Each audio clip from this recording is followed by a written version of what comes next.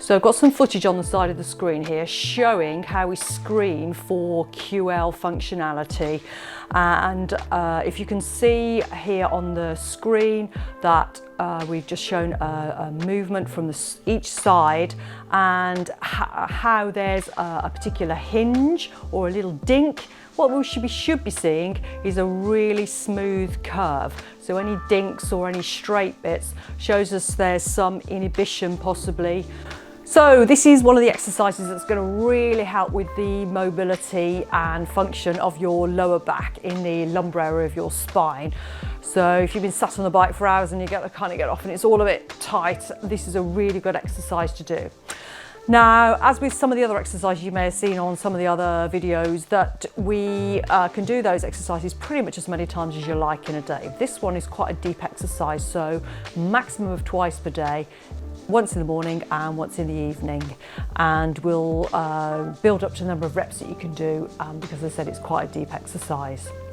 So what I'd like you to do is to just put your arms out to the side, and the trick with this one is to keep your shoulders nice and level. So try not to dip your shoulders as you move, keep them nice and level, and also keep your hips nice and stable, keep your bum cheeks nice and stuck to the chair as you go.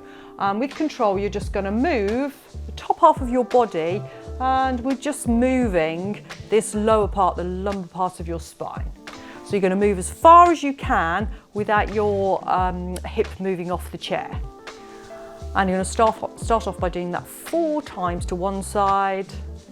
And when you've done with that, you're going to do 4 times to the other side.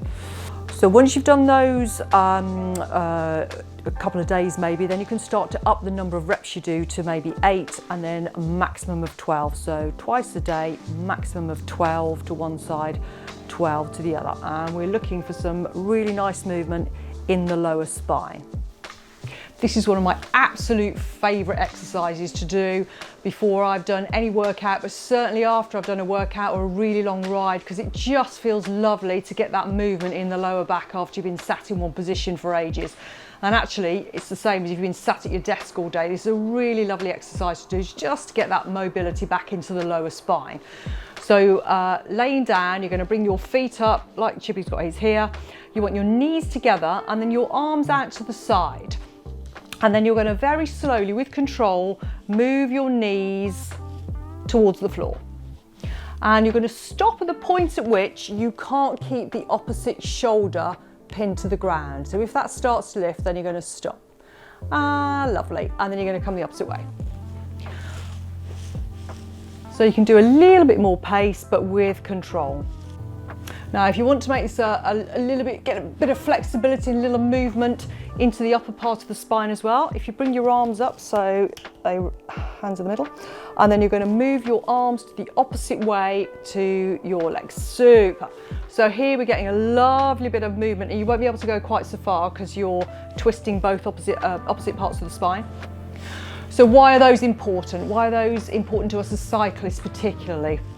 Well, as I mentioned and alluded to earlier, when you sat in that position for a long time on the bike, things are going to start to seize up, and it just feels kind of a bit stiff when you get off the bike.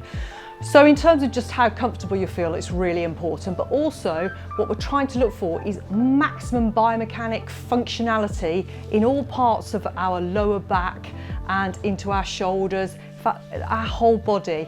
The more functionality we can get out, the more comfortable we're going to be on the bike, and ultimately, the more power you're going to be able to put through the pedals, and obviously that's going to be speed on the road.